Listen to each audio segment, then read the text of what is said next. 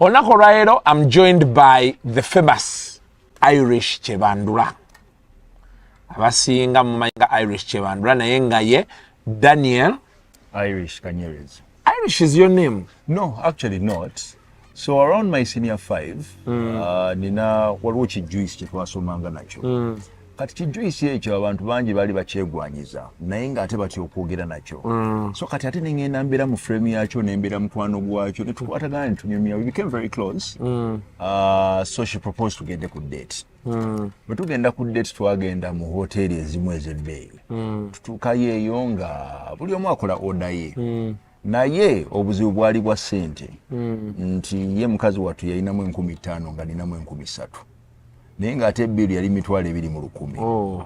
So tulya tumaliriza ne tegulamu katini mbeeko weningiriza ndabo ba mwana muwala anasasula bbiru ye nange ndaba engeri gyenkolaki gyempitawo. Naye nga mukazi wattu ali mu nsawo bw'ajjayo obusanirizo bweyesanirira bweyekolako make-up takwata ku ssente. Omutuukako n'aŋŋamba munna ebbiru yiino gisootinga ne muganze n'ogwola 8,300 tinina 5,000 tugenda okugattagatta nga tetuyita. So long story short batuwa emirimu mu ffumbiro. Mwana muwala bamugamba yoza amasowaani n'ebikopo ze bankwasa ensawo y'obumondo okuwaata. So she nicknames me Irish from the experience. Kati we nayingirira comedy awo ne basajja bange bamalula nali noonya erinnya erinaagattawo. So Irish easily fitting. Kati ate n'engeri nti Kyebandula lumonde muganda bwakula yeebandula. I thought I could pick on something ekinanyangwira kwe kulonda amannya ago Irish Kyebandula. Oh wow. Nzijukira osooka okulaba nali mu kirasi ki ng'ozannya bali bagiyita batya side mirror. Yes. At that time you were in senior 6. I was in senior 5 actually. At that time? At that time. Oh. Femi yankeera. But did your schoolmates know that it was you? Yes, they knew, but ekisinga okwewuunyisa ate bazadde bange tebaamanya. Your parents didn't know? Yes, nga sho bagirabe banyumira naye nga omwana tebategeera balaba omusajja omukadde. So I think it's people at church abaali bebaza muzeeyi wange okumugamba bambi omwana we bali mukkiriza kulaakulanya kitoni.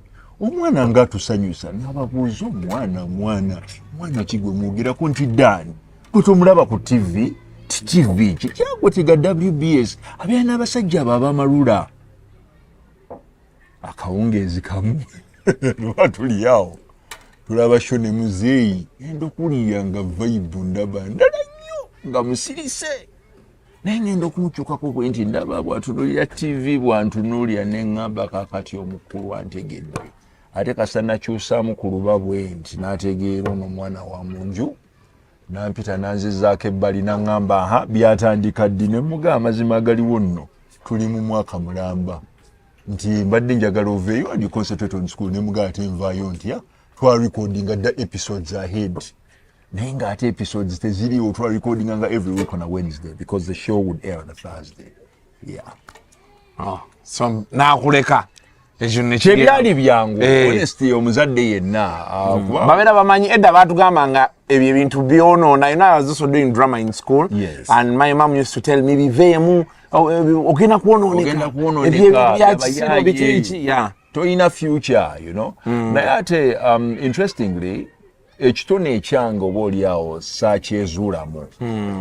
Abaana be banzuulanga nti even when abeerera in my high school abaana bawuliranga eddoboozi ndirina era ebiseera ebyo Ronnie we yali nga akyali capital abaana baŋŋamba naye gwe musajja gwe bw'okula gendako ku capital osobola bulungi ebintu ebyo and I didn't know era mukama yali mulungi actually ended up doing that show, you know? On capital. Yes. Naye kino ekitone ky'okugegenya abantu natandikira kubasomesa nenzira ku BCG mu 7 those figures. So ne kijja nga kikula mpola mpola. Did you at any one time ever meet Barry Francis? Yes, I did. And so many times. And what did he think of what you were doing? Kati the first time we met twali mu kibiina kuba yali asomesa ku UMCAT. Yes. Yali asomesa phonetics. Tuba tuli mu class ya phonetics abaana nga bantegedde dda. Walokera fe yatusomesa oba speech and what? Nanti era speech and language trends. Speech and language trends. Yes. Ezali co students ebize yali handling. so tuli mu kibiina omwo abaana balinze because every new class he attended abaana bayimiriranga buli omu ne yeeyanjula I'm so and so I'm so and so I'm so and so kati bantuukako kati bantuukako nange ntunuulira ddako ayimirire yeeyanjule you know because kati nze nayagala bambuuke tactfully kyava agamba young man can you please introduce yourself nange nenyimira ne mugamba I'm Daniel Kanyerezi kibiina kyonna ne kimwatuka cause it was his voice it was his accent naga kana gwe bulijjo nkunoonya let's meet after class so when we met after class nangamba ekintu kyo kizanya bulungi naye mulimu ebibulamu you know but of course yes oli yali musajja mukulu his voice was slightly richer eddoboozi yali ali tonotono but in terms of the act na buli kimu I think I did a you did at the time but man you nabavugamu process watuvugamu watuvugamu but man those are good old days yes, they were.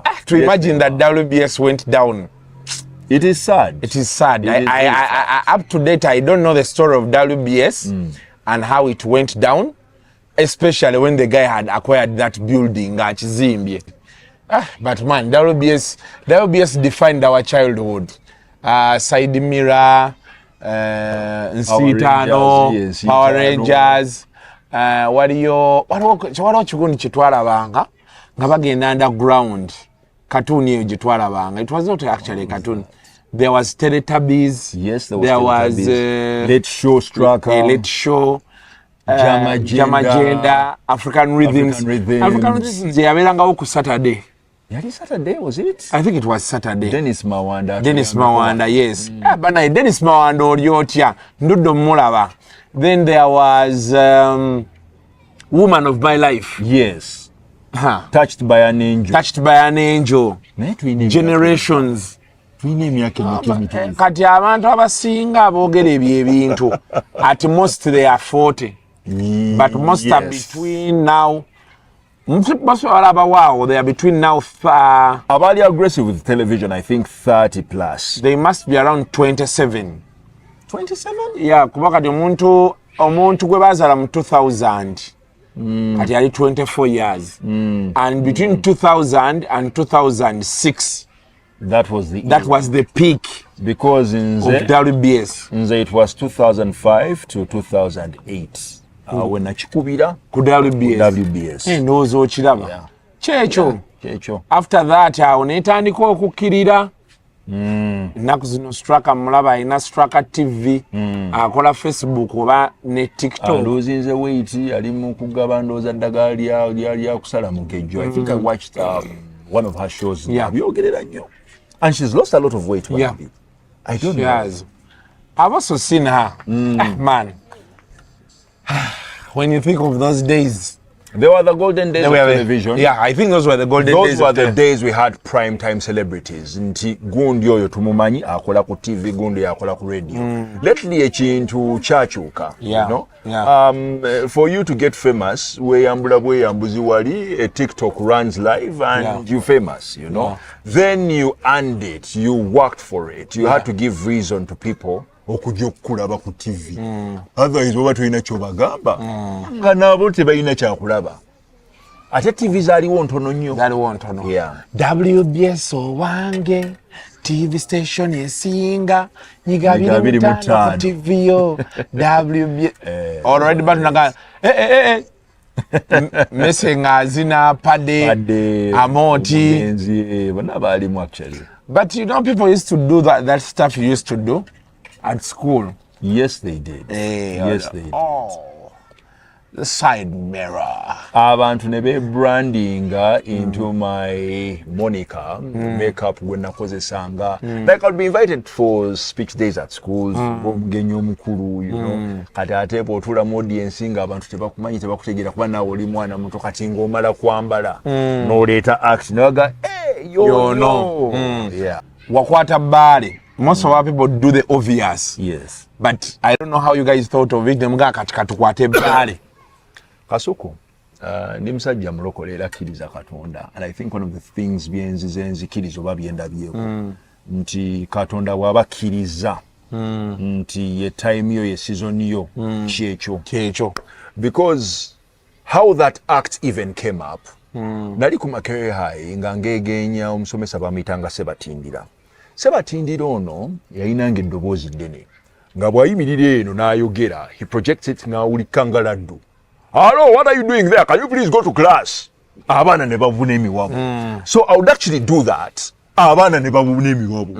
Naye nga bagenda okwetegereza Kanyerezi yakola ki? Yababonyabonya. So bwe mpikinga eddoboozi eryo abaana ne baŋŋaana naye lwaki togendako mu Amarula? Now at the time baali balina reputation embi. Baali bawemula. Their comedy was not clean. And I never saw myself being part of that outfit. Naye ebintu bya Katonda nga bw'obimanyi ntambula abasajja abo mbalaba baali ku garage obakanikiranga emmotoka zaabwe yali ku Chase Johnson now. So I meet them, njogera nabo, they were warm, friendly and welcoming. Ne mbagamba nange nina ekitone eky'okugegenya abantu nti ogegenya ne mbagamba ngegenya omusomesa waffe ku ssomero bamuyita Sebatindira nti ate ani amanyi Sebatindira tuweeyo ku maloboozi abantu ge bamanyi Museveni. But of course my Museveni was a bit weak, but I had the voice then. Fellow Ugandans, you know. So, but the mannerism and the act was not really there because already Pade was doing it. So then basically, one Uganda, I wanted to appeal to all the Ugandans. So I tried different voices. I'm unable to do later to remind Gende kabako chorowoza ochituletere. That evening I go home, bamze bali balaba mawulire. And okulaba omusajja omukadde ali ku TV. Good evening and welcome to UTV tonight. I'm Bale Francis. We'll start with the main points. So nenyimirira ne mwetegereza actually ne bamuzeeyisa ababuuza. I was just looking at this guy and I'm thinking, wait a minute. I can actually try out this guy. So mmala okubabuuzaako awo kinaabiro kyaffe kyalinga kyekweru abaana ngenda okunaaba. Kiro sanga 3 awo kitundu. I start out the voice. Where is my soap? I cannot see my water. So I tried testing out the voice on different things. Kati kumacha ngenda ku ssomero. Ninda lunch time. Ngenda ku canteen. Vambuza, can I please have a safi and a donut? Abaana bagamba nnyo yayogeza Bale Francis. That's the point I knew. Eddoboozi ly'omusajja ndirina. So I met the Amarula family in the evening. Ne bagamba nina eddoboozi. Yogegenya nti Bale Francis. So Amoti asks me, ono mukadde asoma mawulire ku TV nti tuweemu. Konze, good evening, welcome to UTV tonight. I'm Bale Francis. We'll start with the main points. The number of virgins have reduced due to load shedding.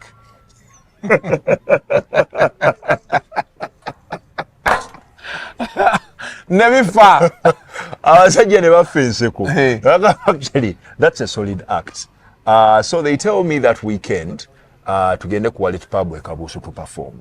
Now, omwana gwe bagamba alina curfew ewaka. You're supposed to be home by 6 p.m, you know. Nennoonyamu engeri gye nkikola nga sikiraba, sina ngeri gye ngamba bamuzeeyi nti Amarula bampise performing mu bbaala. It just didn't make sense. So kye nakola ne nkubira anti wange omu ne mugamba, mami nekiriwo kimanyi nafunye opportunity bwentyo manyi bino nze bye njagala. Naye sina ngeri gye nva waka mbadde nsaba kubira ku muzeeyi obenga ntumya nze ngende neeyiye. So my aunt just did that.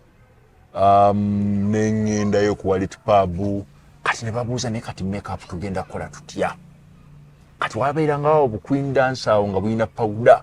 Ba powder omangu baamu otya biki ne banga weetegese nti neetegese. Kati tugenda kukola tutya nti kati ogenda kuyita Museveni oyite Besigye because already bonna baaliwo. Kati yiiya byogenda okwogera. Tena naye kati Museveni agenda kwogera ku kintu kino. Nange ne mpandiika amawulire gangawo mangu.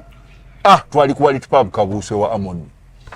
Nga tugenda live nga bayimba akayimba ka UTV tantalan tan tan tantalan tan tan tantalan tan tan tantalan tantalan tantalan tan tan tan nga nyingira wo. Good evening and welcome to UTV tonight. I'm Bale Francis. We'll start with the main points. It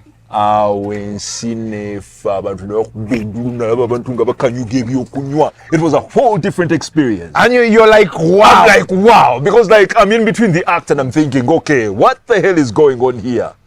So, nefuna favor mu bantu, netukola stories afe, act negwa. Act wegwa. Amoti anzize mabega nanga, tuina WBS egabudde ku weekend ye. Gwe MC.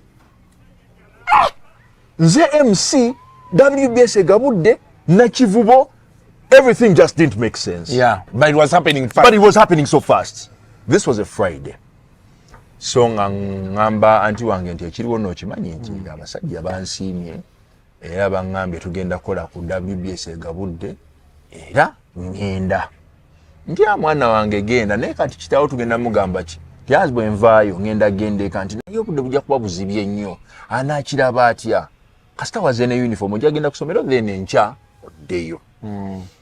Ngenda bulungi nnyo ku WBS egabudde.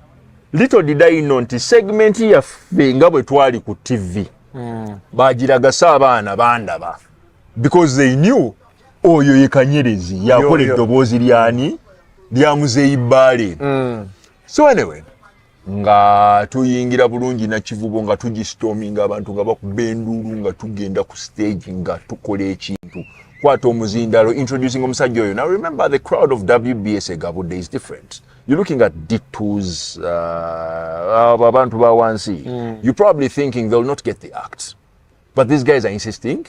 Genda nga Mbale Francis tandika amawulire. When nayimirira ku stage and I just said Mbale Francis, because I wasn't Irish Chebandula then, I just said Mbale Francis. Abantu bakuba enduulu. Ng'omusajja bamumanyi. So we did our act Bwegwa. Kenneth Kazoba, who was the general manager at WBS, naye kati ali ku Star Times, ayita amalula agize manju abagamba mmwe, you guys have gold here. Mubadde munoonya TV show. Mulina omwana oyo gwe mufunye. Lwaki temukolayo show nga etambulira ku bintu by'amawulire events, mukole satire, comedy oyo. I think it would be good. So he calls us for a meeting on a Monday. Amalula bangamba wandika proposal. I'm supposed to be in class. Ne banga wandika proposal tugitwaleyo. Nasoma ku olwo. Tubigattagatta tuwandisa oluzungu lwaffe. Tugenze ku WBS, we had a meeting. Tugamba actually temwetaaga proposal. Mwe mwetaaga is to just brief us and tell us what you want to do, how you want to do it and how you want to execute. Tubawe nnaku mu filminge. Olwo nga bano tebakulabanga yanga. Era nga banda banga kid bamanyikana akaana. Because then how do they tell you to write a proposal? Auntie, I think but they thought you were bright. They thought I was just a brilliant but kid. you had told them you're in school. Yeah, they knew because they never meetingira musati ya uniform na mpale ya uniform. Makere High. You know. So tugatagata proposal, but tuga proposal tetugyetaaga. You guys are good enough, just start brainstorming your stories. Mukole. So the first story we did was Nyakana, ebintu byakatale ebyo. I don't know if you remember the story quite well. Naye mese was Nyakana. So katinga nino kuzanya Mbale Francis ono muwe a whole different angle. Kati waliwo story yali etambula nti Mbale Francis yali asoma amawulire omusota ne gujja mu studio n'agukuba. Bubwagukuba yali mu kishort. Abantu ne balaba kishort. That story wasn't really true, but once I heard the story, it gave me an idea of how to bring the character to life. Yeah. Kyovula abantu ebiseera ebisinga nali ku TV olumu nendi ebinyeebwa oba olyawo n'ensika y'ejjiikese n'enva n'enjikuba mu kamwa n'enyimisa eddagala, the things that I did with that character, you know? So, ne tutandika okupre-recording of episode. Ngolowooza nkyasoma. Genda ku recording episodes. Zibeerayo nga tukola like we do an omnibus nga tukolayo nga episodes nga 4 bazirwaninga nga bwe tufumba endala bwe tutyo. So the birth of Side Mirror started. Irish Chebandula naye nayingira akatalawo, you know, netukuba ekintu nemutandika ne musabula kintu kya tusabula ekintu. Yes. Oh, that's man, I'm sorry I took you back there. No. But it's been no regrets. No regrets. I think for me the one thing that was painful at the time was erinnya lyanzitwako lyali ddene naye nga finances teliresonate. Sente. Nga tekikola. Baite basasula. Kuba badugamba omwana mmese yali mugumu ku kasente. Abaami abo katukiteeke bwe tuti nti bo basetinga ekintu kyabwe nga kyali kyabwe kukifunamu kyali kyabwe. Yeah. So ffe who are young at the time, we did not understand the politics of the trade, you know. Nti waberanga ne talent and you'd look at it more as, oh, these guys are giving me an opportunity to shine, you know. But then again waberanga wabagezi abatutegerera who would whisper to you and tell you naye abasajja ku mulyango basoloozezza ssente gozeeyo na ssente mmeka. And then that's when it would hit hard nti wait a minute. Abantu bano bazze okutulaba, but I was part of kye bazze okulaba. Kijja kitya show ya Africa neno nazeyo n'emitwalo ebiri nga bakwocha ekyebiri bakwocha ekinyanyanyanya yes ate nkulimbe nawe tubeere serious musajja mulokola ate nziraawo nnimbe. So with all those things you were doing ng'omwana akwocha ekyebiri sebo omuyaya akwocha ekyebiri n'agamba tujja biraba enkya naye nga webikoma olwo luba luwedde. So for me at first it was fun, you know. Naye bw'obeera n'abantu abategeera ne bagamba naye sho ku mulyango ogwo wavuddeyo na ssente mmeka? How much? Navuddeyo n'emitwalo ebiri. Tinaye ku linnya lyo n'ebyokoze ddala wavuddeyo n'emitwalo ebiri. Then kati awo ne neekyawa. Then I'm like, no, I think I need to stay in school. This is bullshit. I can't do this, you know. This is peanuts. Kati awo nange ne neekyangamu. And agenda Canberra, I had a stint there. Why? Pakasente nali nkeetaaga, you know. Then I was still a child. That was which radio? Vision Radio. Vision Radio. Yes, Canberra. Kati then at the time nga tojja kunyumiza bya career, you know. Ng'oyagala ssente. Njagala ssente ntuuse ku byengedde ate njagala kimu ssente kiki yakyo ŋŋamba. So I moved to Mbarara, I worked there, kati ne nvaayo. The irony was I came back to Kampala and I read Real News. Ng'ovudde mu comedy. So omusajja bamuyita Christopher Wanobere. Christopher Wanobere ono, Sean Kimuli, Joy Doreen Bira be baali ku NBS. NBS, yes. Kati no actually nga sinaakuba meeting na meeting agaye bamuyita Usa Segawa. Was it was I think it was a bouquet day event. Something kyembutikizi na kivubo embutu yembutikizi. So I'm there Usa ngamba tunoonya nasoma mawulire.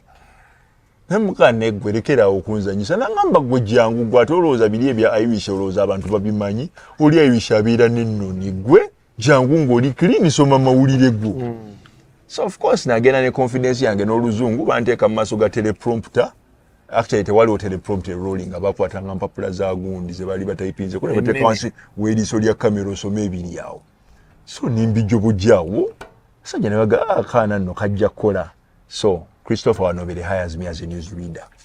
So by finding out much later on ate gutuwadde omulimu si abadde akola comedy nga Irish kyebandula naye nga tuleda amawulire natandise ddo gavuga. And I was also doing traffic reports for NBS at the time. So yes, nenyingira NBS.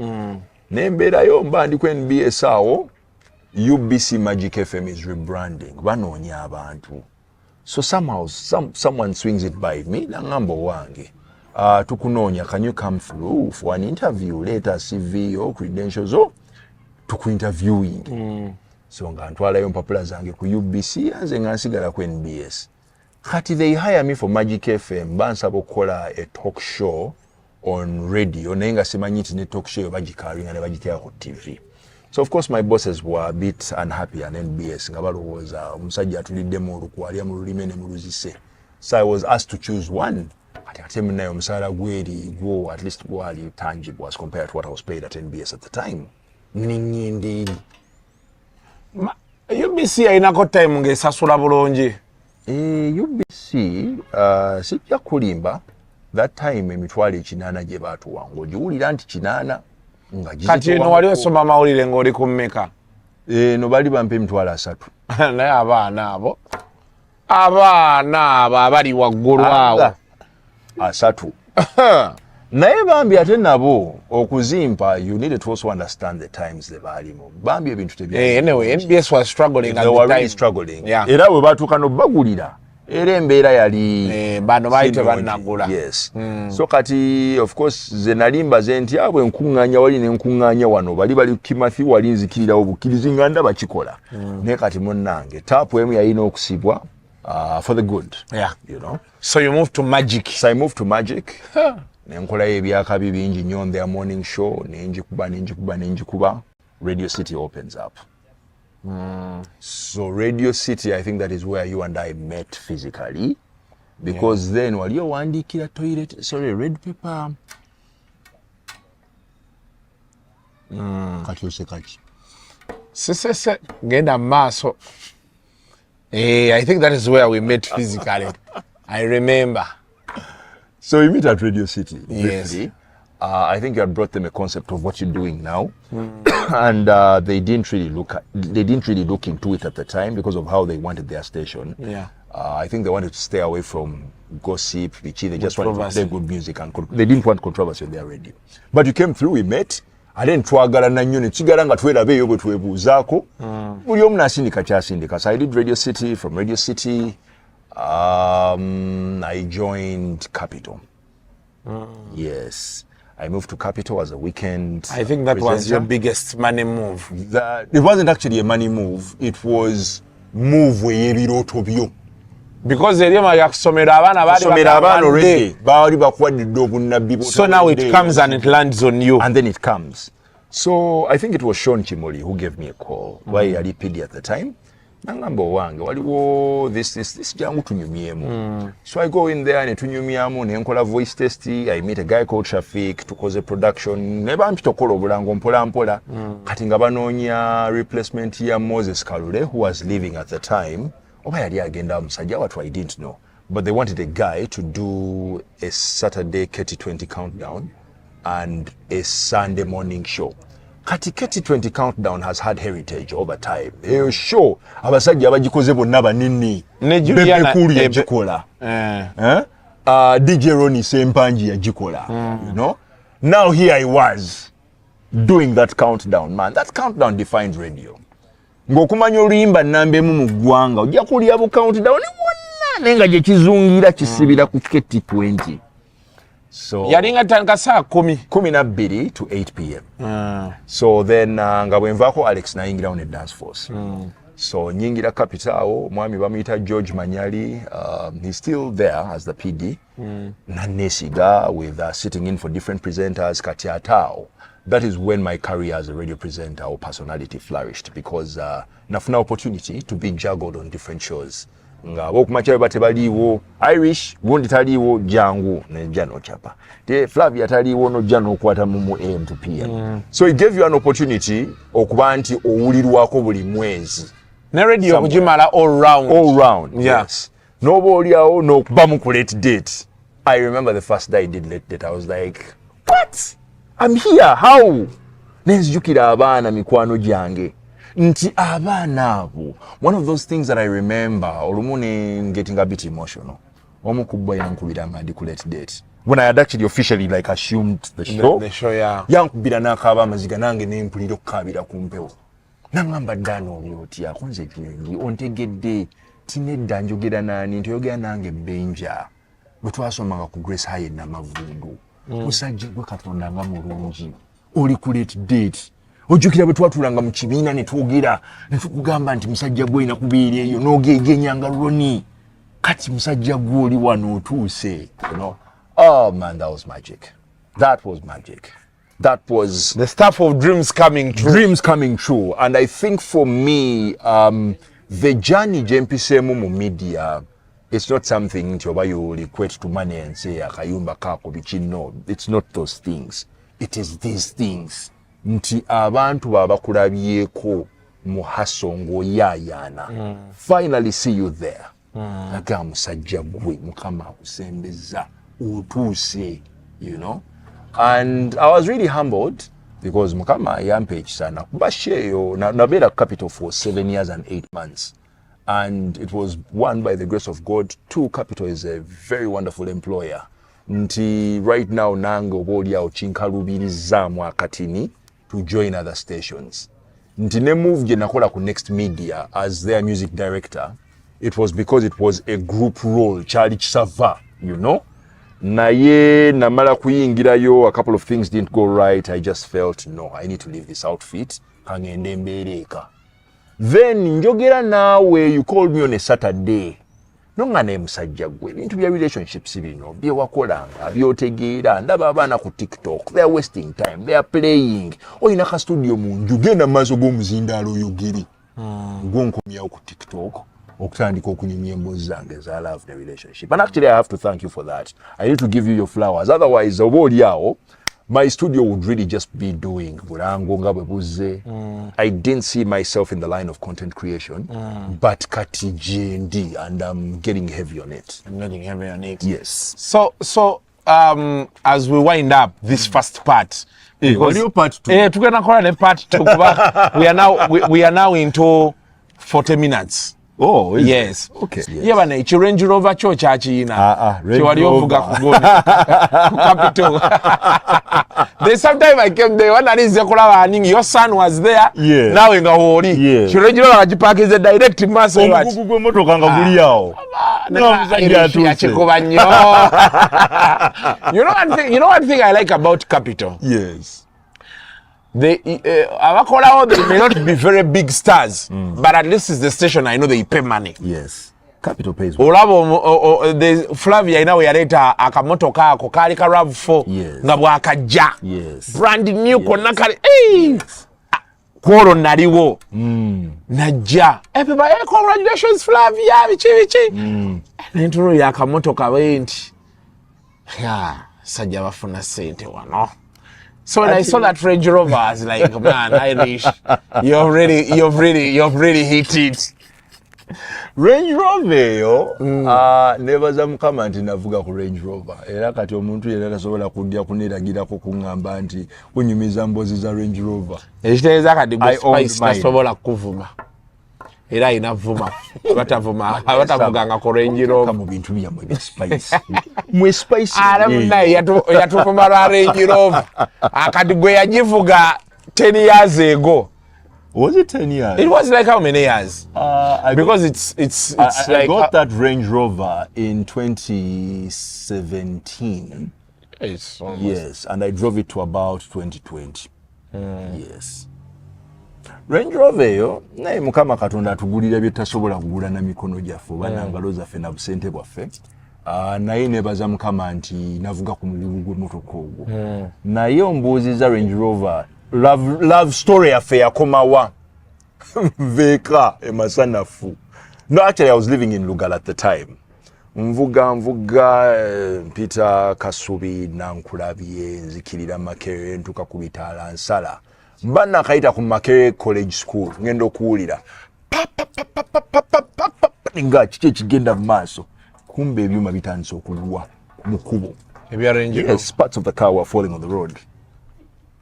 Kati nenjisiba ngenda okutunula emabega nga some vital components nga n'ababoda bangamba why isibe motoka bichinga ne gundi eno belt timing belt. Yes, nga naye egudde mu kkubo. So emotoka ne bagisindika ne bagiza ku kkubo ne bagiteeka ku kakariya eyo netwala emotoka eyo naye nenda kunyumiza akaboozi akasesa. I was in a church service 3 days prior. Omusumba wange nambuuza mukama abuuza oyagala vuga motoka ki? Ngamba njagala kuvuga Range Rover 2017 at the time kuba gye nali njagala. It was a Vogue. Na Vogue gye nali njagala. Sena ngamba mukama akwadde motoka eyo ojja givuga. 3 days later my car parts started falling out. Omusumba mwenyini ansanga mu kkubo nga nyomawo kanyoome ngenda ku church na ngamba Range Rover badde kile mga ate ebyuma tebyagize mu kkubo na ngamba Stan yakiwulidde kati atandise okuzoganya naye tofaayo ako kabonero emotoka ino givaamu gikole ogitunda. And that's what I did. Agikanika bulungi nnyo ne njitwala ku kibanda ky'emmotoka ne musajja gwe nagiguza bwandaba kondowooza emigo gyagenda okunku era bwakubuuza nga nkwegayire tomuwange ennamba yange. Nyamugamba omusajja yazze buzi simanyi gyali walala. Wange emmotoka eyo bagiteekamu injector pump. Kati injector ino okugiyamba okulinnya ensozi obulungi. Naye nga erwawo ng'era ogirinya owulira erwana bandeeramu ki injector ekikyamu. Kati emotoka lwenjitwalo giwanyisiganya banyongere kasente yalama njituusa wali ku kibanda n'erinnya bulungi wu.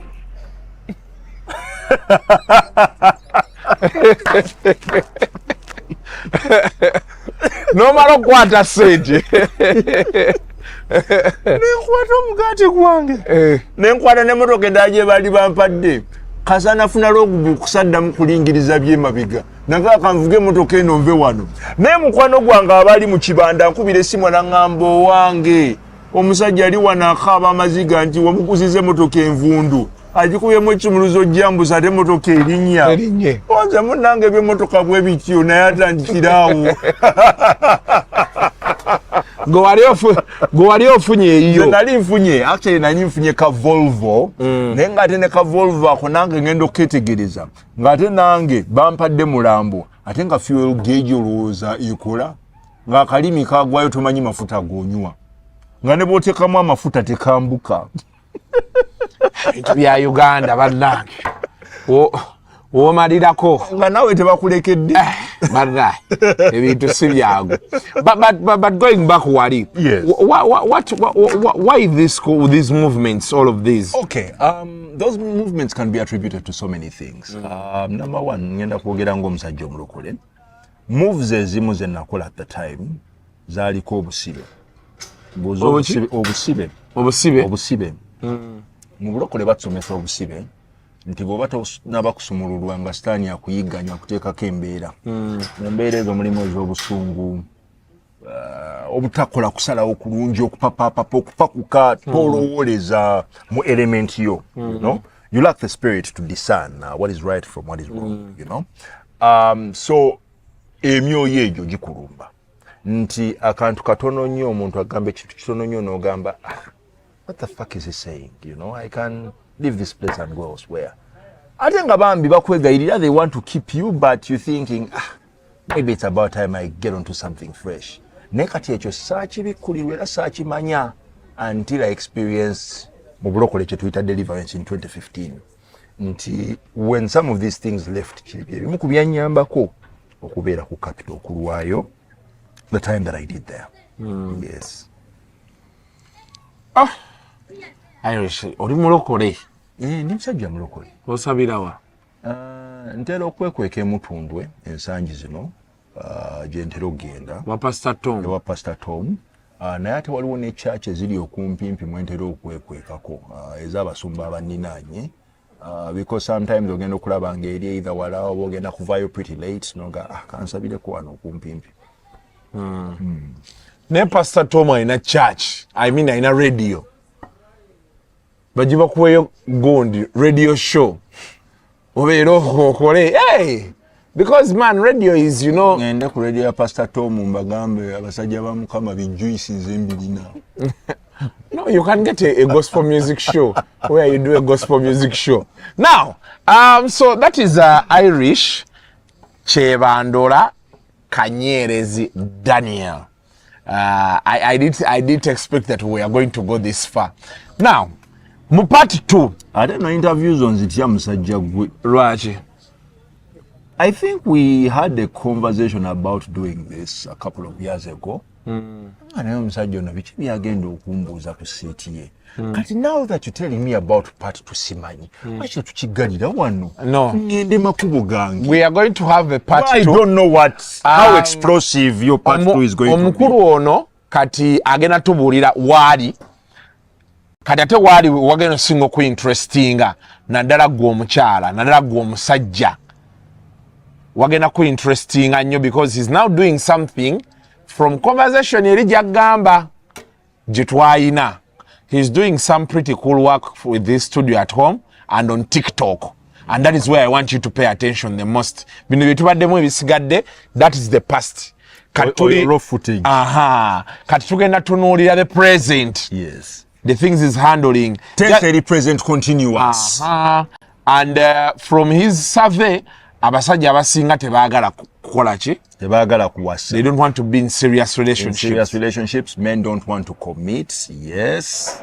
Men are now wanting the easy way. Men are letting women wear the pants and trousers. Yes. And that is what is going to guide our part 2 of my discussion with Daniel Irish. Kati gwali eyo ali single onoonya ebyakola. Bijuice nzembirina. So tugenda kuba twogera matching ezo azikola atya, omufuna otya n'ebisigadde. But until next time, mubeere bulungi, mweraba. Welcome to part 2 of this other edition of Kasuku Live.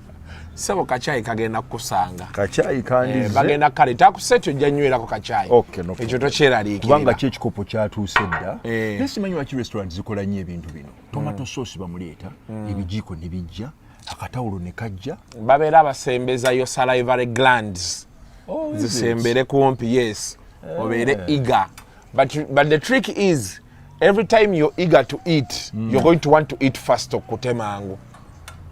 It is psychological. I had never so most times have you seen where they give you food noga kamenenga katini no kalya ne bojirya mangu nogimalawo bagamuleeta endala eri egenda okujjanga naye I'm full.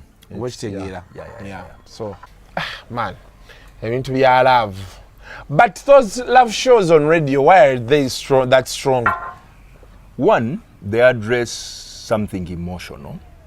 Something required. Buli muntu yeetaaga okubeerwa. Kasuku tunyumya emboozi zino naye weetaaga touch y'omukazi at the end of the day. You need to call or speak to someone and you feel there is love and care for you. You know? Ti omuntu ono akulowoozezaako, there is a certain sweetness and vibe they add to you. Nti mu lunaku lw'otawuse ng'onoonya ssente zibuze, there is this one phone call you will make. Etali nti ogenda kubira Jenkins Mukasa oba okubire Eddie Sendi naye ogenda kubira omuntu wo and just talk. Someone who will make you feel better. Buli muntu amwetaaga. You can't ignore these things. Katonda yabitonda. Yeah. So ekintu Mukama kye yatonda nga weekiri. That is why abasajja osanga omusajja nga mu ddakiika 5 ez'essanyu yeeyamiddemu ekizimbe kya bukadde 600. Gwe wali weebuuziza lwaki? Lwaki kiri bwe kityo? Nti awantu awo watabula abantu. Anti ffe tugamba mbu ddogo. Si ddogo. Waliwo okwagala okutuufu. I believe Kasuku obaddeko mu mbeera no meeting omuwala n'omwagalira ddala ebyaddala. N'obubira omuwala oyo. Tinoomusanga ng'ayogera ne Irish weebuuza naye banyumya ki? Why are they talking to Irish? Nti kale ne Irish bw'aba akusuniddeko akatono you thinking lwaki agambye Irish lwaki tagambye nze? It disturbs your emotions. So it's a natural setting. Toyina ngeri gy'okyewala. We all want to be loved. We all have a lot of love to give, but we just maybe display or do it differently. Yeah. So you moved into matchmaking. I think when you were still at Next Media. The matchmaking started at Capital. Tuli mu lockdown. Tugaddewo 21. Therefore tugaddewo 42. Therefore tugaddewo 72. Therefore total lockdown. Tuli mu mbeera eyo. Already Capital, I was reading numbers of singles ezalinga zijja. Hi Daniel, my name is Daniel Isaac Katende. I'm from Ntoroko. I am searching. These are the qualities. Whoever is interested, call me. So we added an art and spice to it. Nga ntunulamu ne ngamba ono alina bino. Ate ono bye yeetaaga. So I would put them on a call ne boogera. Nti baba beeyagadde. Then I would cross-share their numbers, ne beekubira, and they'll probably date on their own. But what lockdown did, nalabanga I could actually start a clinic. Era natandika okweyita erinnya Doctor of Small Animals. Doctor of Small Animals. Of Small Animals. Togezaako kukivunula kizza mu lulimi lw'ewammwe kireke. Title yange giwe ekitiibwa esigalinga bweri. Doctor of Small Animals. So Doctor of Small Animals ono yalina clinic. Nenga clinic operating in WhatsApp group. So people would join this group to find soulmates. And then I would create content from the groups, especially ababa befunye. Joli ajja kungamba nti Irish nafunye Jime, I think we are progressing. Nyamba omuteekemu akasimu. Tulaba obaddala ali kunze oba alina bijuice byatokotera mu group. So I would be on task okubira omukulu ne tumuconferencing ne tuwulira oba agenda kwogera ono gwayogedde, and once it matches tubasiibula tubakolera party mu group, we give them their flowers, they exit the group. So that's how I did it. Munnange Mukama yansurprising nti ekintu ekyatandika mu ngeri y'okusaaga nti nali nkijja mu nnyo content. Eventually it became a business. it became a dating service. People would look for me and tell me, Irish, njagala kuyingira WhatsApp group yo. And of course, ngamba wa SOPs. Era ngamba SOPs za nkugamba mpereza ekifaananyi ekiri recent, mpereza national ID, either mpereza driving permit or passport. And this is why nsaba ebintu ebyo. A lot of things go wrong on dates. Ogenda ku date n'omuntu nga yakuteeredde ekintu mu kyayi, they have drugged you bakubbye. Naye ate wa meeting mu group ya Irish. So if there is an investigation, ekolebwa, police etandikira wa? Etandikira wange. So for me it's reasonable for me to say nti omuntu ono yampa details zino, nampa nendaga muntu yino, so mutandikirawo. Because right now you cannot do business in this country awatali any of those three documents. Passport, national ID? Yes, either a passport, national ID or driving permits. Nti ne bw'oba okoze ekikyamu era ne bw'oba oyingidde mu group nga intention zo nkyamu, obeeramu kali akagamba naye Irish ayina gundi documents zange kankigende mpola. It's a way of protecting my people. And anyone is vulnerable. Tekiri ku basajja bokka n'abakazi. Owuliddeko abakazi ababba abasajja. Tebagende eyo bakyamuse bayingidde akasenge omukulu we yagenza okwepiikya azirise. Bamututte kiwalataka bamututte biwalataka kiruddu. Ate obuuza ate ono yagenza okusanyuka yabadde kintu omukazi yamubbye yamugyewa. So I want to be careful with how I deal n'abantu bange bano. Yes. So how imitendera gino gikalubamu. Era some people tell me, but I don't want my private document given to you. Nemugamba, no, your ID is not going to the group.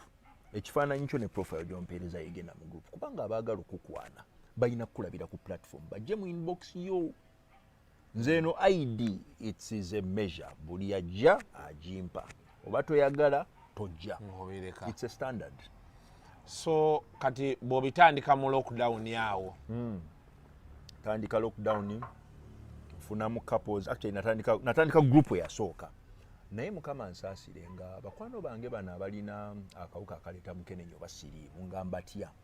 I had a fear ne kati ngenda kikola ntya neekubira nnyo oludda luno. But people reached out ne banga naye naffe tukolere. We are stigmatized.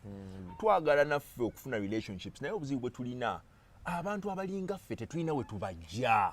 Baako kyotukolera. But people reached out ne banga naye naffe tukolere. We are stigmatized. Twagala naffe okufuna relationships naye obuzibu bwe tulina abantu abalinga ffe tetulina we tubajja. Baako kyotukolera. So in my wisdom and knowledge, nayogera n'omusawo gwe nakolanga naye Capital Doctor Bamita Louis Mubanjizi to give me a bit of guidance. Nchikole ntya, nchimanaging ntya, how can it be fruitful? How can I ignite the process? Abantu bano nabo mbakume. Nentandika group weyo. I think it is the most challenging group gye nina. Kubanga abakyala nina bangi, lwaki nti abakyala are more open to disclosure about their status. Naye abasajja batya. So you have a group of HIV positive people? Nina groups bbiri. Emu y'abantu bali negative. And I keep telling abantu abali mu group nti weewaawo tuli muno tugamba tuli negative. Naye bw'oba osiimye omuntu nde mwekebeze. Because like it or not, I'm not in control of most of these things. Mugenda kwesiima, you're going to agree to date seriyo. There are people who have sex on the first date. Probably you've even had it on the first date. Of course. I'm also a victim. I've had it on the first date, you know? So, because you and I have had it, it does not immunize others from having it. Yeah? So, this is nature. Abantu batuukeyo ne beesiima, and next thing you know, abantu bali mu full gear. So, ogenda okutomera omuntu ng'omuntu, they are not okay. And even in the group waliwo abantu abayingira, I've had like 3 different incidences where people eventually disclose naga naye Irish amazima wanteeka mu group eno naye I don't belong here. Sendi weeri. And you're like, but how did you end up here? Nti amunaye natya okudisclosinga. Nombuuza, have you met anyone? Nti nedda.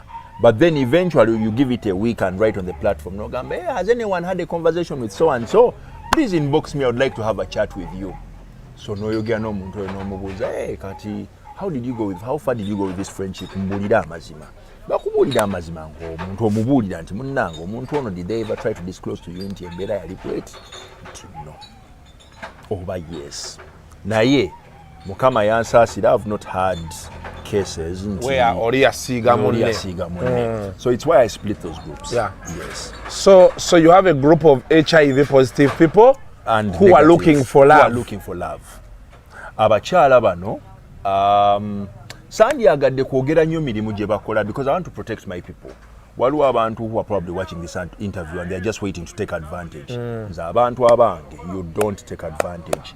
Era nabo bakifiiringa ne bakiŋŋamba, I will evict you from the group, you know. Oba nja kwanika abantu mbagaye nti ono nno mwegendereze mufere. Deal with them at your own risk. I've had incidences in a group where omuntu yeekubye ekifaananyi ng'ayimiridde ku motoka ye akalenzi ne kakiraba ne kamugamba empaamu neevugemu, whereby mulimu obuvubukavubuka bujja to you thinking that bunoonya relationship butegeeramuko ninga bunoonya bashuga mami bunoonya soft landing. Those cases happen all the time. But I keep encouraging my people, be steadfast, be on the lookout. So your thing does not deal with sugar mummies or sugar daddies. Ebyaba sugar mummy, sugar daddies, cross generational sex sibisobola. One, ndi musajja mulokole. Kiwulire ekyo mukwano gwange. Number two, I don't like people taking advantage of other people. Nti gundi yafunye munne kubanga ali desperate, therefore kabeere mu bulamu bwe anoonyeeko kyamunyakulako, amuteke mu desperation ye yamunyageko ettaka dduke. No. Era abantu, it is okay to date an older person, but do it properly. Wakati abakyala abamu bennina oli ajja nga anoonya omusajja wa 45 naye agenda okukuba akamanaga, but I'm having a conversation with this 38-year-old. Mpulira alina ebirowoozo ebizimba. Do you think it is right? Do you think it is wise? N'omubuuza gw'owulira ki? Because nze nina enjiri yange gye mbuulira era enjiri yange etambula bw'eti. Omuntu alina okusooka okusanyuka mu bulamu bwo alina kubeera gwe nga tonnaba kusanyusa muntu mulala. Gwe essanyu ly'ogenda okuwa abalala ligenda kuvaawa nga gwe toli musanyufu. Sooka osanyuke. Gwe mutima gwo kiwulirira mu emirembe. Ti omuntu ono bw'omutwala ewammwe n'ogamba ssezaala we, ti omuntu nno gwe nkuleetedde musinga emyaka 8 obukulu oba musinga akasente. Kinaaba kitya onoomuwa ekitiibwa? Kuba waliwo relationships, waliwo ebibuuzo ebiri critical bye tuteebuuza. Naye nga mu maaso eyo they bite and they bite so hard. Toyingira relationship n'omukyala mukulu nolowooza hey, I'm going to take advantage. Omukyala kumbe yayambadde empale. Yavuga ekintu kino. Otuuka mu marriage neekufuukira. Nakugamba nze nno kati amateeka amapya agafulumye nkwagala wano ssaawa emu. Ng'omukazi agamba omusajja. Nkwagala yalina ssente bwe tolina. Anti tolina. Wayingirayo ng'obaze ssente naye kati n'omukazi alina akakiiko gy'atuula gye bamuwa amagezi. Yabamugamba oyo nno gw'ofunye mukwate bw'oti. Tomukkiriza kusala parameters zino.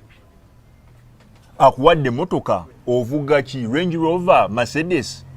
Yayina logbook eri mu mannya ge gwovuga mu buvuzi. Obanga yateeka mu tracker. Yateeka mu tracker. Oba oli awo nagamba ate mukono okolayo ki? Okitegeera. Wangambye ogenda Masaka nkulaba oli mukono. Kati n'obeera ku stress ne pressure naye ng'omukyala wamusanga mu group yanyu. Ya Irish. So you do matchmaking. I matchmake. I even by the I bill for the service. Si bya bwiriri. Nasooka nenkikolera obwerere and people took it for granted. Omanyi omuntu yenna bw'abanga ayingidde ekintu nga tasasudde akikozesanga bw'ayagala. Naye omuntu bw'asasula kasente akatonotono agamba there is some value attached. And also akasente ako ka eliminating many jokers abandingidde process ne bajonoona. So you have safeguards with your business. Yes. Akasente nkagala, but much as nkagala, for me it's not the primary goal. I think nga mukama bwansaaside nenkola ebyakabi ku radio nti capital nakola legacy eyo ku matchmaking abantu, eyo ku healing broken hearts, taking care of broken relationships and things like that. Nti n'okubayamba okubafunira abantu, it is a legacy that I would want to continue. Kasuku nze gwolaba wano, mukama akoze ebyekisa nti I celebrate over 20 weddings from a WhatsApp group. 20. Embaga gye ziri. Omuntu n'obeeraawo ng'oli bibyo, omuntu nakubira akaseminaga ojjukira kapeeno eyafuluma group mu mwezi bwe guti, tuli wano ku kukyala kwabwe oba tuli kukwanjula. Nenga maybe couple tegambye because they want to retain their privacy, which is something I would really respect. but I get that satisfaction nti abantu beefunye. But Irish, there's something I really want to understand. Growing up, narabanga mo New Vision over. I'm searching for a man this size, this height. Lonely Hearts. Lonely Hearts. Yes. Do those things really work? Yes, they do. So like a person in your WhatsApp group, someone sends and says, I'm a lady, aged this, blah, blah, blah, blah, blah. I want a man like this and like this and like this. Allow me to power on my phone. I'm going to read you some profiles. Ezabantu benina. I will not read their names for purposes of protecting them, privacy. But of their privacy. Naye ngenda kusomerayo some profiles otegeere breed y'abantu abantrustinze okubafunira abantu. Because in all truth and fairness, yes, it has never crossed my... Okay, I've never been in a desperate situation where I feel like I can't find love on my own. It is not desperation, Kasuku. A lot is going on in people's lives. Kasuku, you are here having an interview with me. Oyinza okuba nga tolina budde bu meeting abantu. Nga bw'ova wano omusajja atu Kasuku, ogenda kukola ki? Oyina interviews endala nga 3 zikulinze. Nti naye there are these missing parts that need to be filled. You're not just going to talk to anyone. You'd rather come to a space womanyi nti bwe mba nnoonya omuwala ali 25 to 28. Let's do a mock. Kasuku, bw'oba onoonya omukyalo w'okuwasa biki by'onoonya? Huh? Let's do a mock. Me? Yes. Onoonya myaka ki? Onoonya age range ki? Today? Yes. Today I would want a babe between 25 to probably 32 years. Ng'akola nga takola. I'm not so keen on that. What would be the level of education that you would require? I'm also not keen on that. You're not keen? Yeah. Okay. What are your hobbies? Nze? Yes, because this will dictate. Bw'oba oyagala going out having fun with the boys oba okunywa ku mwenge. Njagala nyumya. Oyagala kunyumya. What a position. That means you want someone who is conversational. You want someone who is outgoing. Okiwulira? Kasuku togenda kuwandika ku status yo nti nnoonya omuntu ono. But you can come to Irish quietly n'omugambo wange. Nteeka mu group bijuice gw'obirina. Okay, but for me, the worry yange weri awo is how does someone get to that point that they cannot find love themselves? People are busy. Around all of people are busy. People are busy. People are broken-hearted. People have been pretty much in the same circles. You're dating a OG, na dating a friend, na dating a gundi. So some just want to meet someone new. They want to start over. Ntieno, they are coming in a place where they will not be judged, in a space because where people who think like them. Yes, are. like-minded people. Because my group. So when a woman says or a man says I'm looking for a woman, ngari watch they watch. Abali mu group tebatandika yes. Because na what they know they're on a singles platform. Tebali ku Kasuku live. Fe Kasuku live tukubuuza mukama wange biki ebyo. Okitegeera. Ye tosobola kwana. Tosobola na kupostinga otandikira wa. Nti wapostize mu Kasuku live nti onoonya. I want to read you some profiles and tonotono. Just to paint the picture. Mugifudde nkambwe nnyo nammwe. Nti munnaye naawe ebintu by'oyogera biri explosive. Omuntu okujja wano. You must have bigger balls than the one your dad gave you. Tojja buzi. Aha, katugende maaso. Njagala kusomerayo a few profiles just to try to make sense of what we are doing, the kind of clinic we are running. Chikuwe chifananyi. Yeah. So, ono yawandika n'agamba I'm a Muganda from this clan. I'm a nurse by profession but currently into real estate. I'm HIV negative. I love to eat, the beach, have conversations with people and movies. I read sometimes. I'm looking for an intentional, calm and attentive man. He should generally be a man who can make me feel safe to submit to his leadership. Ninamu kufujo, but generally, I'm the wife you have been looking for. Financial muntu oyo kiraba okiri ku platform. Kakati kankunoonyezeeyo omulala. We're just doing a mock. Sigenda kusoma nyingi nnyo, but just to paint a picture. Otegeere wawe tuli, you know, and some of the kind of people that I have. You know, she has a really interesting profile. When nagisoma oba bwe nagipostinga mu group, it rattled people, but omuntu tosobola kumufaultinga ku kintu kyayagala. Ye kyayagala. Does it make sense? Ye kyawulira kyayagala. You know, I run 2 WhatsApps, so osanganga ebintu ebimu biri kweri ebirala biri kweno, but abantu kyolina okumanya, some of the people that I have, both women and men, some are entrepreneurs, others are employed, others are running different entities on behalf of people, others are still students. Waliwo students abali mu mawanga g'ebweru, nti oli maybe asoma degree ye oba PhD in France, kati waliwo omukyalo ono. Place lives in dash ogiraba. Tribe Munyankole, religion Catholic, profession valuation surveyor, hobbies listening to music, dancing, joking, watching movies, etc. Age 26. Age range for the partner I'm looking for 28 to 32. Qualities I'm looking for in a partner: HIV negative, hardworking, respectful, loving, caring, developmental, faithful, Catholic, Anglican, trustworthy, chocolate color, ready to listen, da da da da da. Kati jawunzikira nakugamba, above all, I am looking for someone ready to love me with a beautiful daughter and earning at least 3 million and above. Thank you. Naye asinikire muri kati atono ateekako n'ekya 3 million. Ono gwenjogerako dota waliwo ebintu byesagala Kasuku ayagala nga aninga 3 million. Kasuku mkyano ono gwenjogerako. I've had conversations with her, private conversations, and because I normally guide these people, nemugana yewo kintu kino kyoweereza tokubye nnyo, aren't you going to send people away? Nakugana enzo omwezi gugenda okugwako nga nina obukadde 7.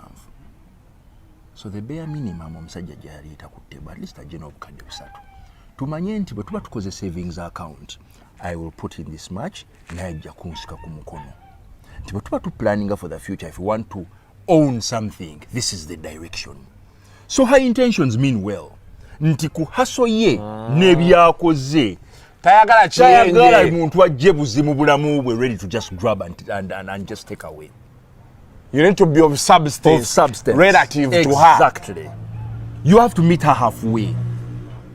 Chanonya. Nakuganza mulimu n'abagamba me am financially stable. Omusajja gwenjagala njagala omuntu nga ngattako. I'm not looking for a parasite. Naye abakyala ekyo bakibeereko nnyo. Abakyala mwatandika emize olowooza nti mufunye ssente. Mugenda wasa bavubuka. Naye omuvubuka nga talina kyakugattako, ate kye kimu n'abasajja abakazi mutandika obbabuuza okola ssente mmeka. By the way, Kasuku, you've raised... Omukazi agenda okukubira ate yakaweddeko ewaka aye tetulina kino. Raising ekintu kirungi nnyo, and this is what I keep telling people. Bw'oba ng'oyingidde dating space yonna n'ofuna omuntu, never be afraid to ask the hard questions. Because if you don't ask these questions, it's going to bite. Omusajja mubuuze, musajja gwo nkwanye. What are your goals in life? What is your total date?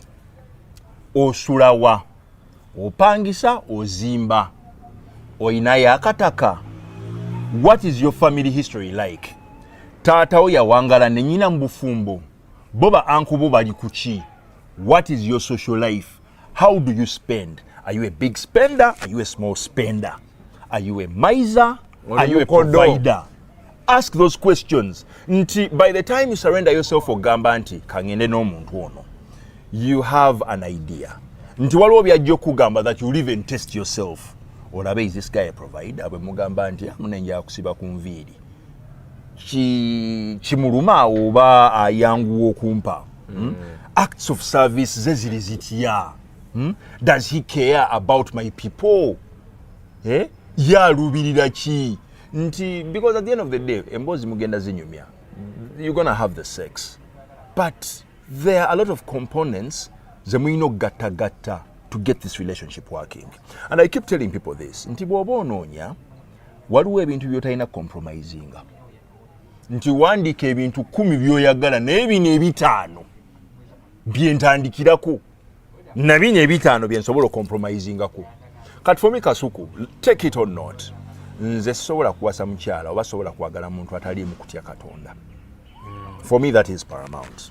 nti kuba mu bobubino bunene mbaddeyo naye obeera nabo nga muli musiwe gimwerere temuli kantu. Yes, nga ye alowooza relationship agenda givugira kabina. I don't know if you resonate or if you get the sense. I do. There's a guy who told me at one time, I think I hosted him here. I'm not so sure when I'm hosting our try to manti. You need to look out for those things because at the end of the day, love is going to fade. Yes. But there has to be something when you begin noticing these flaws, something that holds you there. Something should hold you there. Nti mukyala wange akabina katikalabika katandise okuggwako mu serebende. Naye mukyala wange has kept my finances in line. Nti success gye ntuuseeko singa tabadde mukyalo ono to inspire me, to push me, to drive me to save. Nemmotoka eri mu lujja. The kind of life I am living nandibadde sigirina. Abasajja bangi bakyawa bakazi baabwe babakoowa ne bafunayo ensonga semasonga. That is why abasinga bajja kwekalakasa bakole byonna but they will not be divorced. Wegendereza abagagga bangi, why aren't they divorcing their wives? Because abalamu nagamba kati omukyalo ono bwe njawukana naye obugagga bulina okugenda. Tulina okubutemamu. Where does that leave me?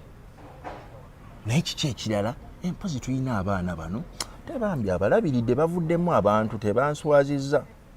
Mpozi n'ekirala we should be a good example to our children. We are a mirror of kale ninga osanga ebitanda babyawula omwami alina bijuyisi byawuta ebbali eyo n'omukyala alina abamuwuuba, but they are trapped in a marriage. Why? They have to find a way to make it work. The conversation about love relationships is diverse. Bw'otandika emboozi eno teggwayo. Naye mu byonna I encourage people to be a bit selfish. Weerowoozeeko oyagala ki? Before you bring someone else. Before you think about the other person. Soka weerowoozeeko. Nti nze nange kennyini waliwo embeera mu butuufu yalala ezikubamu. And you meet a lovely person. Omuntu nagamba, there's a time in my life I was really struggling with debt. Amabanja g'abasajja tegavaawo wegali all the time, you know. Omuntu ono nagamba, Daniel, I am willing to pay all your debts. I just want your commitment. I just want you to love me. But nagenda okwetunulamu ne ngamba, no. Number one, that is not how I was raised. That is not me. Because after these debts are paid, you submit automatically. Because at the end of the day, agenda kulangira nakujja mu bbanja lino nakola kino. I never want that. I don't want that. Kambeere mu dunia yange empuube ndi musajja ndi muyiya njagala Katonda. Yes, but I'm not going to compromise myself or my standards or values. Gamba ntya ate omukyala kandabirire. Binyumamu awo, but eventually, once you cement a marriage, era abantu abasinga bakyala baabwe oba baami baabwe babamanyira mu bufumbo. Bw'ayingira n'alyoka ategeera hey, ono bulijjo akabina ayambala kambali. Sikake. We were having a discussion and you're telling me women are willing to commit. Yes. The men are not. Yes. Why is that? I think men have become too comfortable. Ekintu kya women emancipation sayagala kiblaminganya, and I don't want to drag it into the debate. I would not fault a woman eyekoleredde and has stood out. Nti bazadde be bamuteekako ettafaali n'asoma, bw'atuuse n'afuuka omuntu oba n'afuuka ekintu. I can't fault a woman nti she has risen up the ladder and achieved her success. Naye kati waliwo abasajja who are just lazy. Ye ng'alowooza nti because women are emotional, they can easily manipulate them to get what they want. And that makes them comfortable. Be basajja boosanga nga banoonya sugar mami. Ate nze abo abasirusiru abajja, era whoever is planning to look for me for that kind of shit of business, nkwegayidde tonnoonya. I don't do sugar mummies, I don't do cross-generational sex, I don't do sugar daddies, ebyo sibikola. Nze foundation eyange, I want strangers to meet, connect on the foundation of love, tuwulire nti gundi bamwanjudde gundi bamuwasizza. They are wifing somewhere, they are husband somewhere, they are growing something. Waliwo byebeera byemu bye beesiimyemu. Si bino nti byakwepiica. Beerabyeko bawulira whenever they meet that convenience. Kakati abasajja abamu Kyovola abamu bagenda nnyo mu gym ate Kasuku musajja wange nakusaasidde simanyi kyokimayo nawe yakubeera smart wire kiki ekikutwala mu gym njagala mubiri gubeere nga guli okay ofaki by the way I don't want to lose weight. Yeah, they keep telling me, Kasuku, you know, step on the weighing machine. Nembaga, I'm not stepping on the weighing machine. I don't want just for fitness. Yeah, I just want to be fit and health as well. Okay. Yes.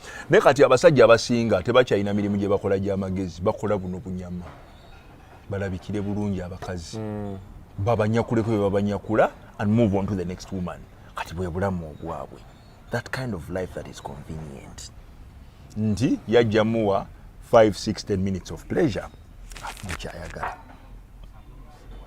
kati kyovolaba I'm trying to address many needs nti abakyala abasinga abatali confident bo balowooza nti naye kinaani akimala kino ekitali mmere nkiriise ekibe bagenda mu ebyo but I am telling them look here I have a safe space where you can date where you can find someone of your own omuntu wajja mu myaka gyo jangu tulabe what we can do. Oh. So according to Daniel Irish, he feels men tetwagala committing because we are lazy. You're lazy. You're just lazy. Nena kuzino waliwo ne kyennalabye nina chali wange omuwala alina mu kasente ke alina ekizimbe eno. Yeah, he invited us out like afunye guy naga ino munje tulabe musajja ono oba kyekyo. But the guy couldn't even express himself, you know. The guy could not reason out things. He couldn't have a basic conversation. Yeah, and he was a handsome guy, well built. Ngomulaba naho mukazi n'agamba because for me I gave my honest assessment like because personally here where I am if a lady cannot tasobola kuogera, yes, you cannot express yourself. I don't know however stupid the expression is, but at least you can express yourself. Yes. And if you can't think out basic things like, you know, we are talking about football, at least ask, Ogamye, Man U yalimu Henry. Then I tell you no. Henry yalimu Arsenal. You understand those things? But the person who is totally blue, especially of what some clueless. Clueless of what your partner could probably want because you know you find someone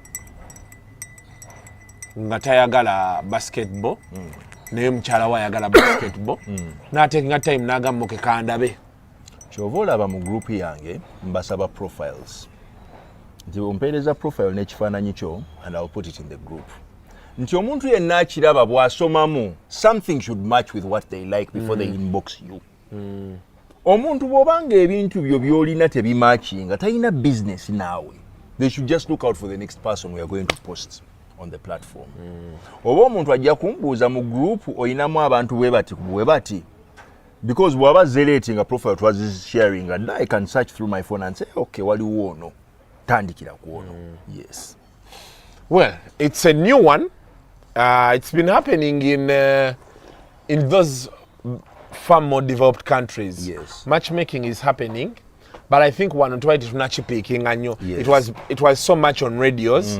Ngachiberako pozi nebukenda abanoonya. Yes. But of course the safeguards. Yes. I think okwerabisa bakulabye. Me I do calls and I protect my people and as much as I want to get the content. Omuntu bwe temulabye you can assume oba abadde gwe tumanyi oba not. That's how I protect them. Yeah. So nze kyange kitambulira ku simu. Kati aba bazze the good thing is WhatsApp kyatuwa one time view. Era omuntu nkubuuza are you comfortable your profile staying on the channel oba tubawe one time view nti whoever is interested anoonya ku admin amuga why no omuntu gwa postinze ku mukaaga awo mumpe you know. Then someone will tell you, tusoka tukole one time view. Naye if anyone is seeing on a platform, of course mulimu abamu abajja okugana naye munnange nina omulimu as a marketing manager for this company. Ekifaananyi kyange singa kiva mu profile mu page eno ne kigenda eri. Protect me. Yeah. So mulimu naabo. Era abantu abasinga I'll just write so and so is employed I will not mention mulimu gwakola. Yeah. It should come from the person and the conversations they have. Nti bwaba ku trust nze chimala, they can open up about what they do. Because saagala muntu kuyingira and they take advantage of another person. Yes. So on TikTok, when do you do these shows? Kati TikTok live mberako normally mbadde mberako sawa nya kitundu. Ezekiro going up. But I also post content gwemba mfunye mu mbozi zemba nyumiza n'abantu ezo extras ezo nenziteekayo. But for example, yesterday waliwo omuwala yasoka nampereza WhatsApp message nangamba, your group is boring, I want to leave. Ne mukuma mulemuga, be a bit patient. Biki kati jo yampereza message nangamba nafunye omusajja on the same platform, you know.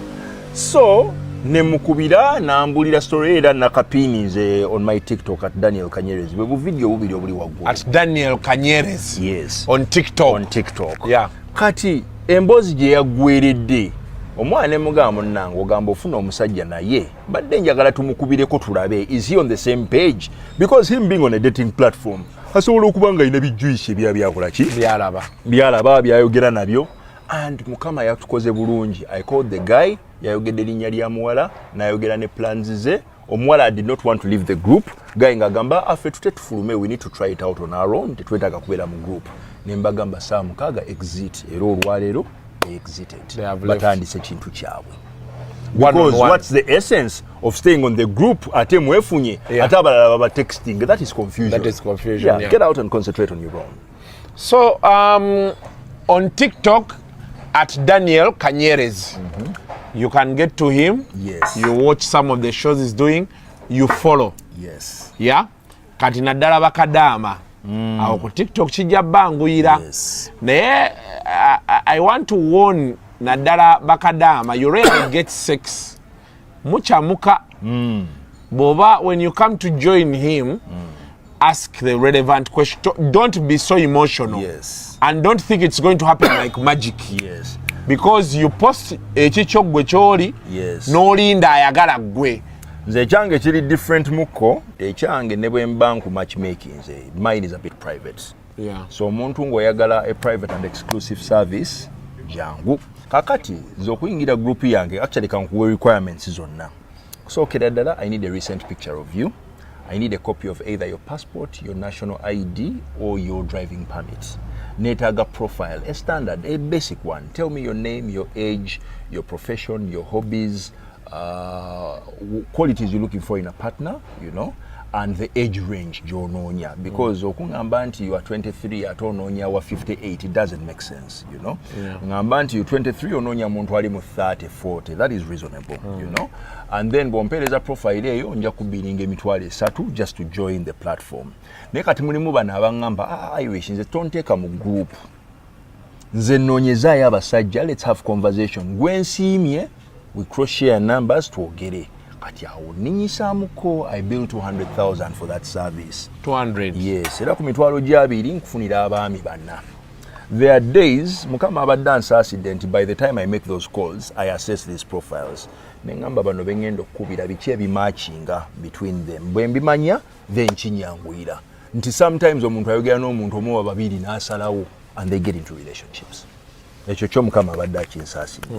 Yes. Because omuntu oyo abata ayagala kuwestinga time muzza mu doyi abeere ku platform scrolling buli dakiika alinda alabayo obuwa n'atuuka. Naddala abo ba VIP. Yes. Nkola mulimu beeguti, nkola beeguti. Yes. Most times bayinza okukwata. Okay. Yeah. Wow. So but you take time, you research. I take time. Noyita mu profiles. Yes. Onakuweereza abiri. Yes. Kyayagala n'otandika oyitamu omukuomu. Onalike okuba yes. Then you get them in touch. Yes. Kati mulimu nabana abantu who may not really have the money. Abasajja mukoze emirimu mu ggwanga lino. Kati ate nno obudde si buyina. Ate mbulina. Kyova olaba si byokola gwe okola bino nze nkola bino. We wali enjawulo. Nti ompise mbyogereko. Kati ate waliwo n'abantu who may not really have the money. Naye profile nagikuweereza. Nga mbutuufu bw'olaba omuntu oli byanoonyo ono teyasasula naye ate ono asobola obbimuwa n'obakwasaganya. Ogamba mukama alimpeera omukisa mu ekyo at least mbakwasaganyiza batandikirawo be bamanyi. Naye anoonya laavu nga talina esatu. Tagenda bonyabonya mwana w'abandi. Owange I put in time chintu kino. I put in airtime to call these people, you know. Nti by the time omuntu omuwere ekintu noga ngenda ku omuntu bwat, you also have that confidence. I have a name to protect. There are people who have reached out to me nebanga naye nemitwalo esatu gyosaba mitini nnyo. But I also want the service to be as accessible, you know. Nti as many people basobola okukola ki okujja ne bachi accessinga ne bakitapingamu, you know. Waliwo abakubuuza nti lwaki otunda love n'omubuuza gwe nga gy'oli togifuna. Ey'obwerere ng'ekulemye wano oli kushuwa. And the fact that abantu basobola okwesiga ogamba nti I wish muwadde information enkwatako with the hope. As I keep telling people nti nze Katonda nkozesa bukozesa attach prayer ku site eno. Ogeye Mukama nti Mukama I wish ono munoonyeza nnyambeko ku kino. Bwe liba nga lyekkubo mukozese. Omuntu ajje tulabe ekigenda mu maaso. So okay, just drop us your number. Abagala okugetting in touch, the match fixing. Well, so many people are matchmaking, WhatsApp dating, online dating basically. I even have a dating website lwakubanti kati abantu basinga kwagala nnyo kino because one of they feel they access me anytime. Yankubira simu if there is an inquiry bwalaba omuntu agamba wa esoko mbulireko ku Kisandra kino nkiraba kiyika naye kikyakuwadde ku profile nentunamne ngamba actually Sandra ali bwati naye okusinzira bwendaba ayina akasente kayagala threshold y'omusaala gwayagala oyinza obutagusobola gwozitowootya. Do you think you can manage this person bakwasaganye mwogere? And then I'll put them in touch. Zenchiveemu. Onkoze bulungi nnyo okumpita ku interview eno. Njagadde okutwala 30 seconds or a minute okwogera ku platform eno gye nnina ey'abakwano baffe abalina akawuka ka mukenenya obasiriimu. That group was inspired because of stigma. Abantu balina stigma, abantu balina okutya. Nti bwayingira bwagenda okunoonya omukwana awantu they are going to be judged, it's not going to be safe, baba labelinga ebintu bwe bityo. So platform gye nakola mulimu bantu who are strictly HIV positive, but also they are living positively. Toyingira mbuyingizi because you are HIV positive. Number one, you've got to exercise what they call self-care. Omire eddagala, weefaako, are you in good health? Because abantu benina abamu olaba nga bakuwadde testimony nti hey, I went today to check and they told me my viral load is low or it is suppressed or my CD4 count is great.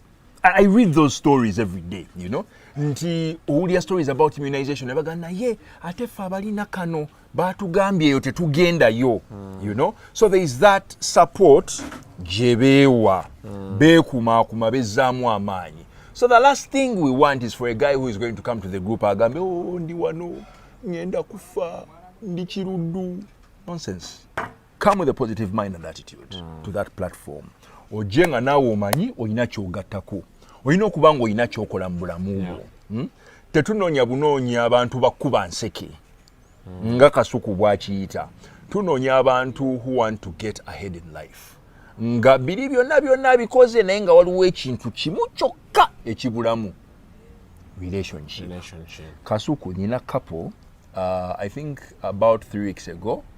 Omwami yankubira simu nali ku TikTok live awo nga nyumya vibe erinnya omwami nankubira simu nangamba ese bwe baleko sigenda kweyogera mannya naye nkuweereza ekifaananyi ku WhatsApp nti aha timunnange nze nali mu group yo y'abantu abalina akawuka naye munnanze n'omuntu wange nga we wamanya twakola okukyala muneetwazadde baby waffe yawezezza emyezi 2 era tusonyiwe nti tetwagamba naye mother to baby omwana ali bulungi talina kawuka. And for me, those are the stories that I want to pick every day. Timukama yankozesa bano ne mbakwasaganya ne bafuna kino. Yes.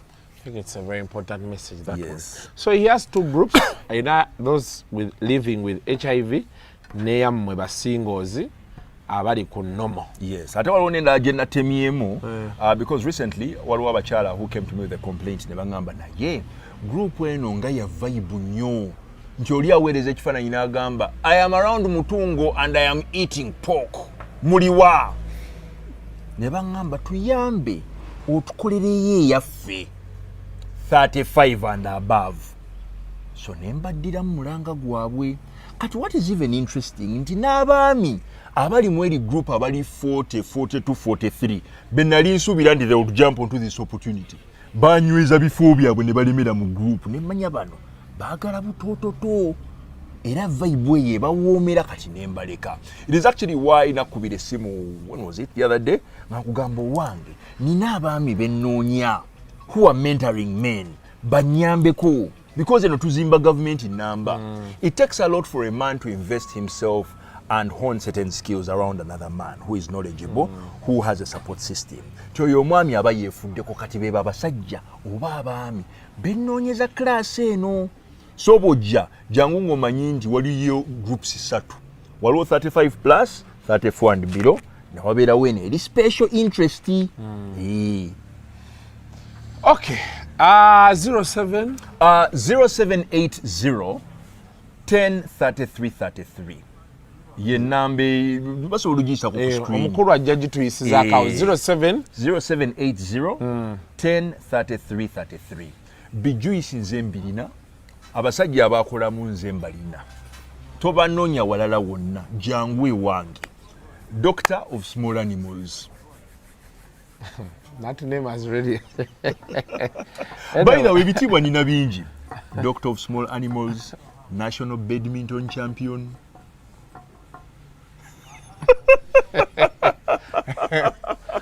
Mubeere bulungi mweraba.